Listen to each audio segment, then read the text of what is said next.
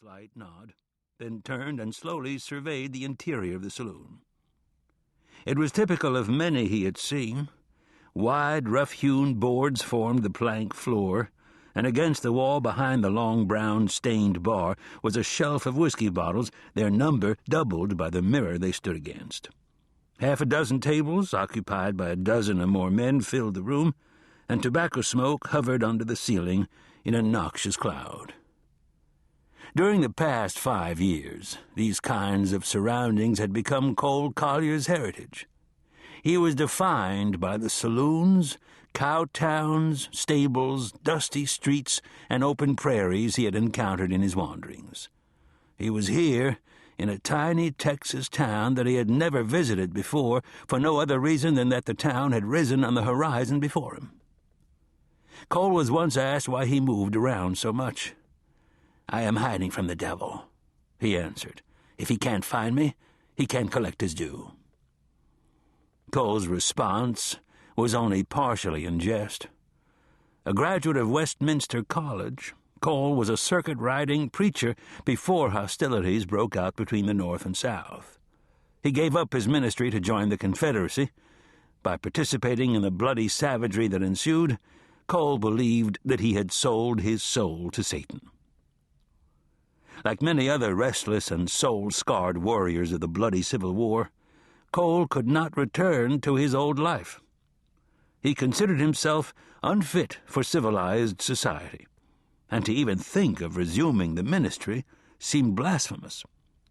There was nothing left for him but to fall in with outlaws, and that is exactly what he did. At first, Cole stole only from the Yankee Army, justifying his action by saying that while the Confederacy may have surrendered, he hadn't. But he quickly expanded his operation and began robbing stagecoaches, banks, and trains. On a few occasions, he even rustled cattle. The outlaw trail often led to violent confrontations, and Cole, who had developed quite a talent with the pistol during the war, honed his skills even further. He had never killed any of his robbery victims, but he had killed men who were trying to kill him, including a few whose only transgression was to be a member of the posse that was chasing him. However, he had not killed as many as his growing reputation intimated. "You got anything to eat?" Cole asked after he took his first drink of beer. "Beans, bacon," the saloon barkeep answered. "Good enough," Cole replied. He nodded toward an empty table. "I'll be over there." "Excuse me, mister," the barkeep said. Cole stopped. "Yes?" "Would your name be Collier? Cold-blood Collier?" "I don't like that name," Cole replied. The bartender smiled broadly. "It is you, ain't it? I knew it. I seen you up at San Angelo last year when you went up against Deacus O'Reilly. Man, oh man, I ain't never seen nothing like that before or since. O'Reilly was drawing his gun as he called you out, but you beat him to the draw anyway. And when you shot him, you hit him dead center." "If you've got a pepper to go with those beans, I'd appreciate it," Cole said, making no further response to the barkeep's homage. As the bartender left to see to his order, Cole moved over to the table to await his food. When he did so, one of the other saloon patrons left, walking slowly until he was outside. Once outside, he ran down the street to the tannery where 3 men were working, hewing hides.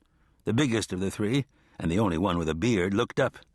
"Here, Les, let's put that burr under your saddle while you're running." "He's here, Abner. He's here in Puxico." "Who's here?" "Cold-blood Collier. He's down at the Red Star, just as big as life he is." Abner had been scraping hide with a knife, and now he reached up to pull at his chin, leaving blood and little pieces of flesh hanging from his beard. "How do you know it's him?" "How do I know it's him? 'Cause the barkeep recognized him, that's how I know," Les answered. "He called him out on it, and Collier didn't deny it." "Is he still down at the Red Star?"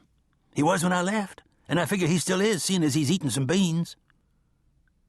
There were 2 other men working at the tannery as well, brothers to each other and cousins to Les and Abner. They quit what they were doing and came over to listen to the conversation. "As you recall, the law didn't call it murder," one of the cousins said. "They said it was a fair fight." "We're no fair fight, and you know it."